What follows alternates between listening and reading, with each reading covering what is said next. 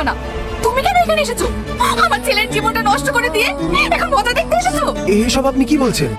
আমার ওয়াইফ আপনার ছেলের জীবন নষ্ট করেছে মানে? হ্যাঁ ডাক্তার বাবু, আমার বউ ঠিকই বলেছে। আমাদের কথা যদি বিশ্বাস না করেন তাহলে আপনি আপনার বউকে জিজ্ঞাসা করেন, তাহলেই সব উত্তর পেয়ে যাবেন। দেখো সালমা, আমাকে কিছু গোপন করার চেষ্টা করবে। সত্যি সত্যি বলো, টনির সঙ্গে তোমার কি সম্পর্ক ছিল? হ্যাঁ, আজ আমি তোমার কাছে কিচ্ছু লুকাবো না। ঠিক 6 বছর আগে আন্টি হা করো, ওষুধটা খাইয়ে দিই।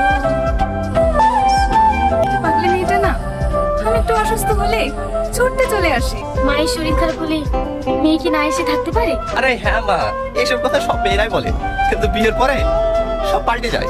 সবার সাথে আমার তুলনা করো না তো। তুমি দেখে নিও বিয়ের পরে আমি কেমন তোমার আপু মায়ের যত্ন করি। উনি যে বিশাল বড় লোক, উনি কি তোদের এই সম্পর্কটা মেনে নেবেন? আমি যা বলবো আমার আব্বা তাই শুনবে। আমি আজই আব্বার সাথে কথা বলবো। ঠিক আছে আন্টি, আজ আমি আসি।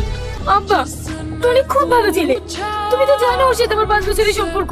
আর এটাও জানি ছেলেটা বেকার, সারাদিন ট্যাং ট্যাং করে ঘুরে বেড়ায়। আর তাছাড়া আমি আমার বন্ধুকে কথা দিয়েছি ওর ছেলের সাথেই তোর বিয়ে হবে। ছেলেটা এখন লন্ডনে পড়াশোনা করছে।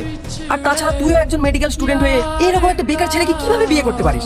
আব্বা, ওকে বেকার বলো না, ওদের অবস্থা ভালো। আর তাছাড়া ওদের জমি জায়গাও আছে, ওর আব্বা ভালো ব্যবসা করে। ওদের কথা নয় বাদই দিলাম, কিন্তু আমার তো একটা স্বপ্ন আছে। দেখো আব্বা, বিয়ের পরেও ডাক্তারি করা যায়। আমি তোমাকে কথা দিলাম, আমি তোমার স্বপ্ন পূরণ করবো। তেমন অমত করো না। ঠিক আছে, ওই টনির সাথেই তোর বিয়ে দেবো। তুই খুশি তো মা? কি বলছো? হ্যাঁ, আমি ঠিকই বলছি। আজ আমি মা হতে চলেছি, তাই ও আমাকে অস্বীকার করছে। আমি ওকে বলেছি, তাই ও আমাকে জানে মেরে দেওয়ার হুমকি দিচ্ছে। আমি আপনার কথা বিশ্বাস করি না। টনিকে আমি খুব ভালো করেছি, ও এরকম কাজ কখনো করতে পারে না। এই দেখো মেডিকেল রিপোর্ট। টনি এত বাজে ছেলে। ছি, আমি তো তোকে আগেই বলেছিলাম, কিন্তু তখন তো তুই আমার কথা বিশ্বাস করিসনি। মা, তোর কাছে এখনো সময় আছে, তুই এক্ষুনি লন্ডনে পালিয়ে যা। আমি আমার বন্ধুর ছেলেকে ফোন করে দিচ্ছি, ও তোকে এয়ারপোর্ট থেকে রিসিভ করে নেবে। আপনি যদি অনুমতি দেন তাহলে বিয়ের কাজটা শুরু করি। না মৌলভী সাহেব, এ বিয়ে হবে না। কি বলছেন আপনি? বিয়ে হবে না মানে? ভাই, আমার মেয়ে সে সকালবেলা পালিয়ে গেছে।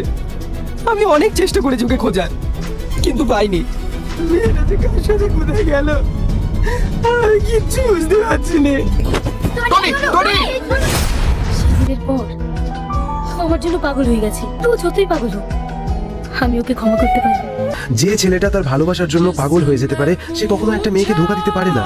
কনফার্ম হওয়ার জন্য ওই মেয়েটার কাছে যাওয়া দরকার আছে। ঠিক আছে, তোমার যখন আমার কথা বিশ্বাস হচ্ছে না, চলো। বাবা, তুমি আচ্ছা, আপনার গর্ভে যে টনির বাচ্চাটি ছিল, সেই বাচ্চাটি এখন কোথায়? বোন, তুমি আমাকে ক্ষমা করে দাও। আমার আব্বার চিকিৎসার জন্য অনেক টাকার দরকার ছিল।